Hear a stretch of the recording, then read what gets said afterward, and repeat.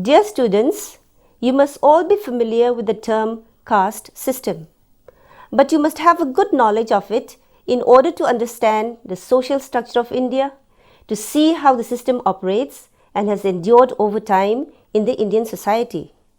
You all know that the social structure of Indian society is characterized by a unique social institution called caste.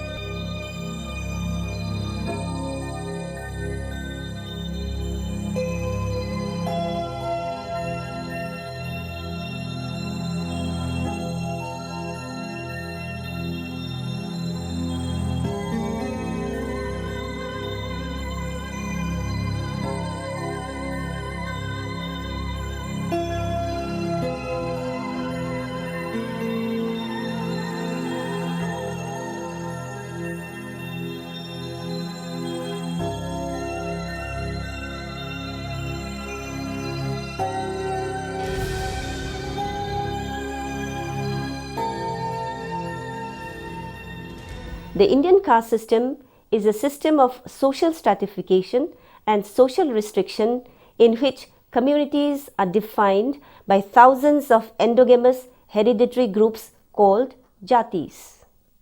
The jatis were hypothetically and formally grouped by the Brahmanical texts under the four well-known categories, that is, Brahmins, Kshatriyas, Vaishyas, and Shudras. The caste system as a form of social stratification is peculiar to India and is an inseparable aspect of the Indian society. There is no comparable institution elsewhere in the world for the caste system, although evidences of caste are found in many parts of the world. Attempts are being made to understand the system in its entirety, both by the Indian and Western scholars. Hence, caste system offers interesting issues for debates and discussions.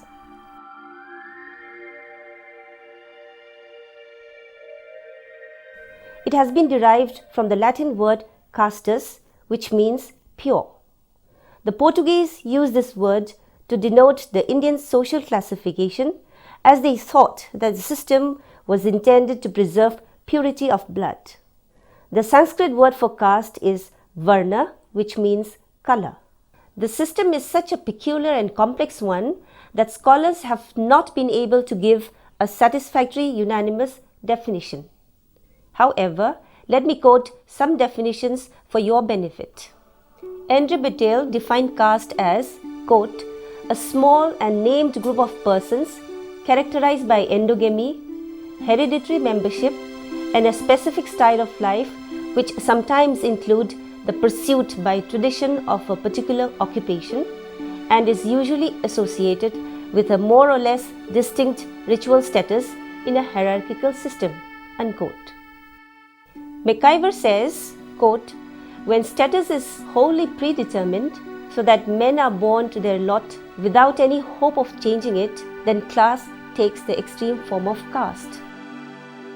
When we take a close look at the caste system, it is found to be characterized by segmental division of society, hierarchy, restrictions on food habits, occupational restrictions, religious disabilities, endogamy, maintenance of social distance, untouchability, and settlement pattern, and concept of purity.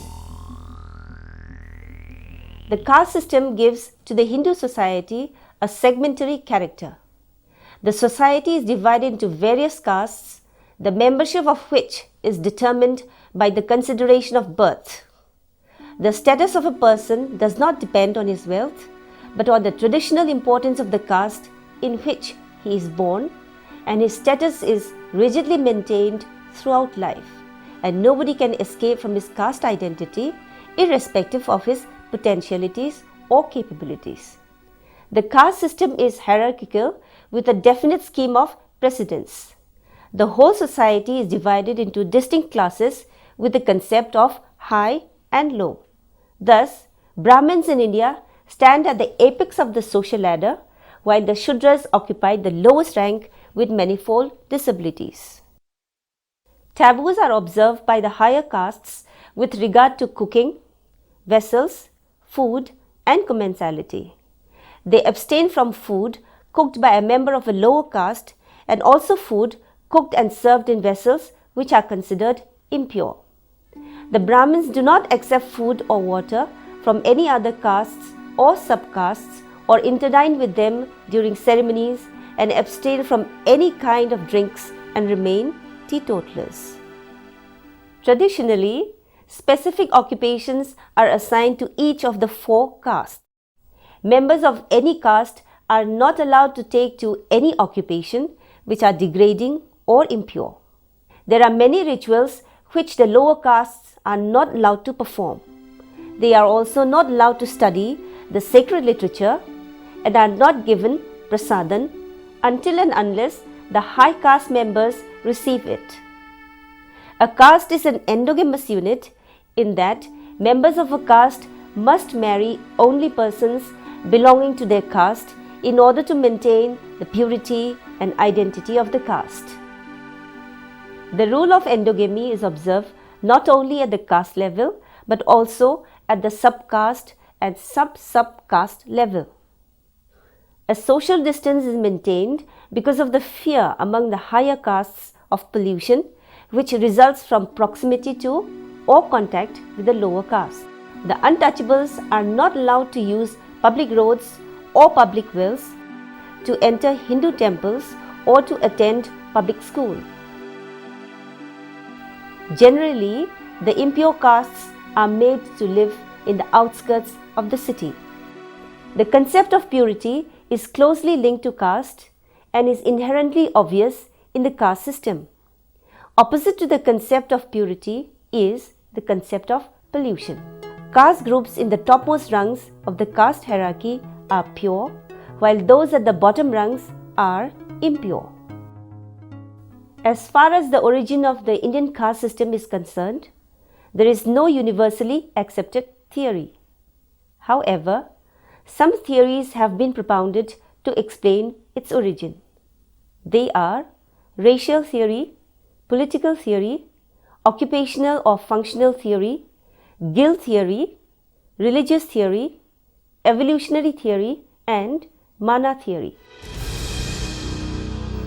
The racial theory, propounded by Herbert Risley, G.S. Ghurye,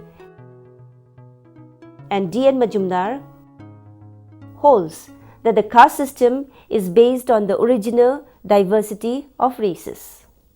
Risley feels that the Aryan element in the Indian population is conspicuously responsible for the development of the caste system. The Aryans who migrated to India already had a caste-like structure corresponding to the 4 major castes in India. As the Aryan came to India as invaders, they could not bring their women with them and therefore married women from indigenous Indian society. But at the same time, they did not give their daughters in marriage to non-Aryans.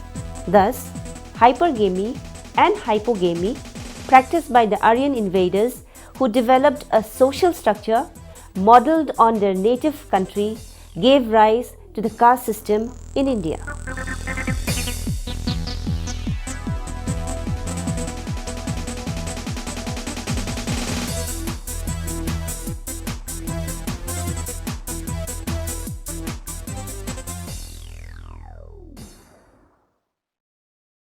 Ghurye based his arguments on the Brahmanical system which, he feels, developed in the Gangetic Plains.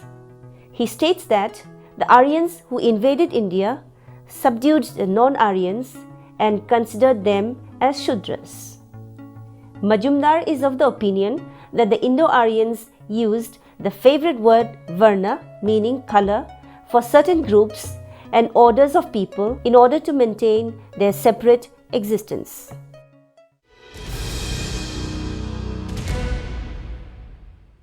The political theory holds that the caste system is a device invented by the Brahmins to place themselves in the highest rung of social hierarchy.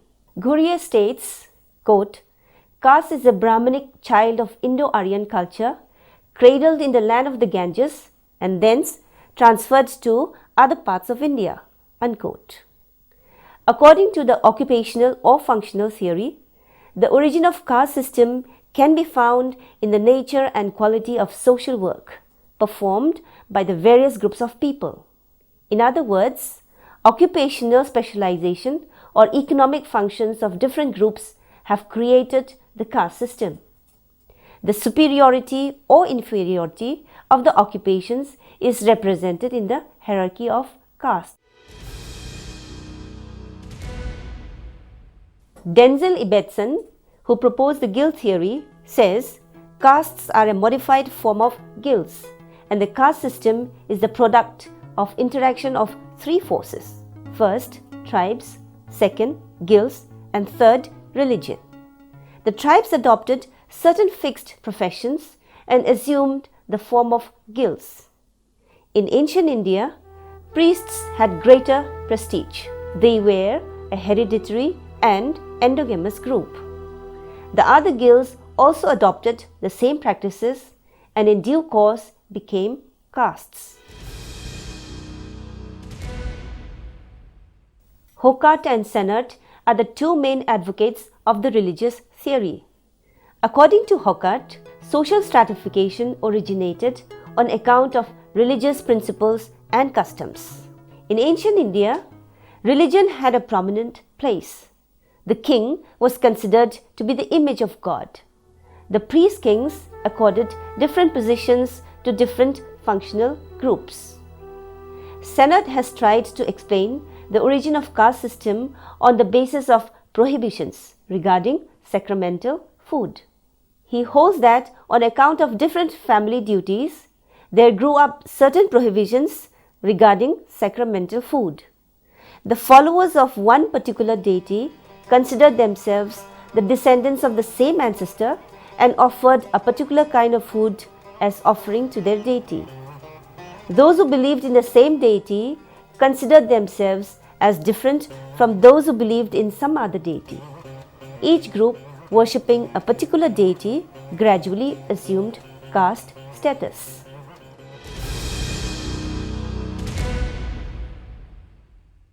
Evolutionary theory holds that the caste system did not originate all of a sudden or at a particular point of time. It is the result of a long process of social evolution in which a number of factors played their part in the development of the present caste system. The racial theory, J.H. Hutton feels that occupational classes existed even before the Aryan invasion. Further, the indigenous tribal people had belief in mana or the impersonal force in an object, contact with which could emanate power. This belief in mana, says Hutton, could have been the forerunner for the purity and pollution concept. The caste system originated from the combination of the pre-Aryan social divisions and the tribal attitude towards the force of mana.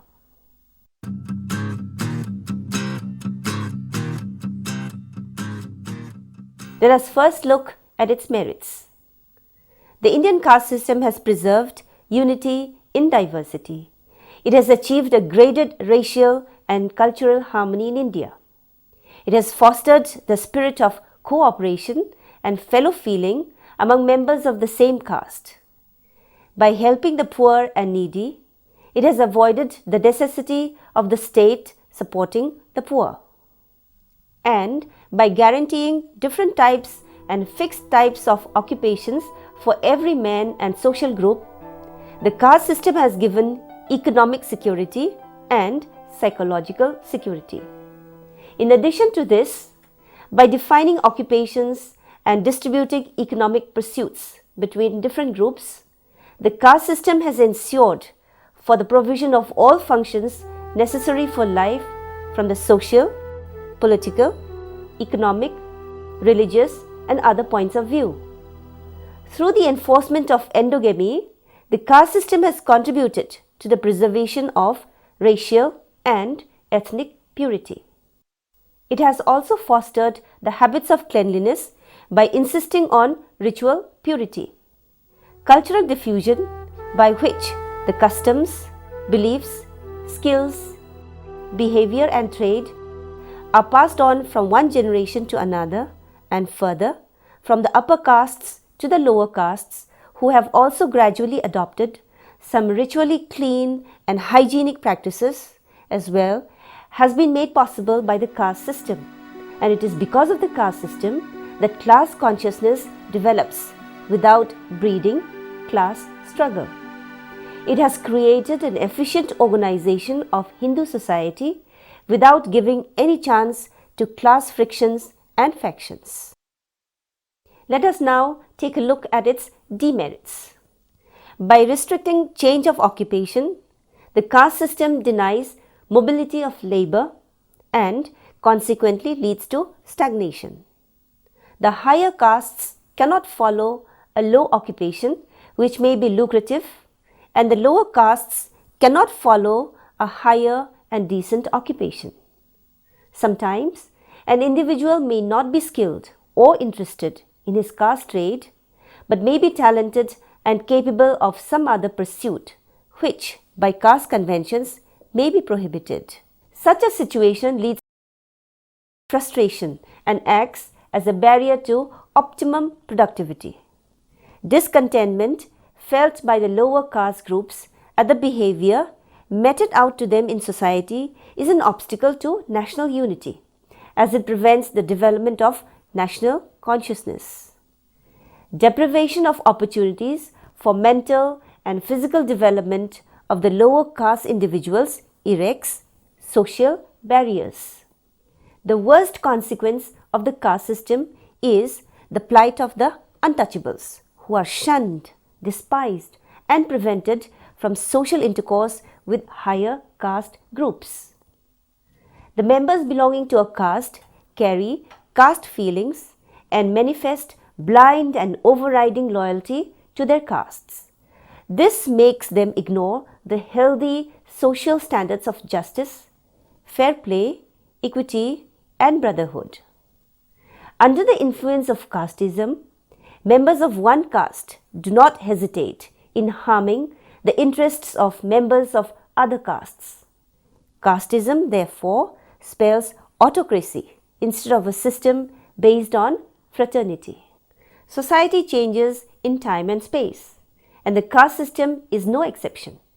It has undergone many changes due to modern education, industrialization, means of communication, new legal machinery provided by the British government for punishing all castes in the same way for similar offences, legalizing intercaste marriages, political awakening, independence of India, abolition of untouchability, democratic form of government, movements of social emancipation, constitutional guarantees provided for the welfare of the backward castes and ex-untouchable castes.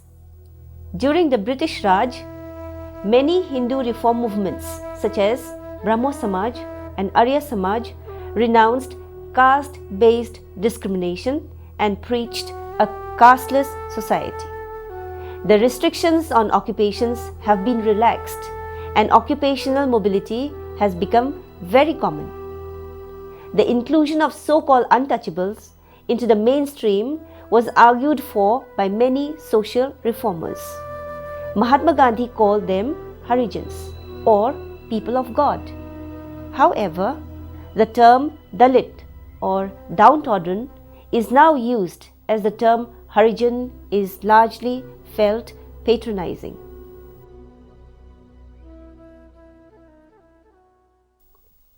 Though changes are taking place in the caste system, it still plays an important role in shaping the Indian societal structure.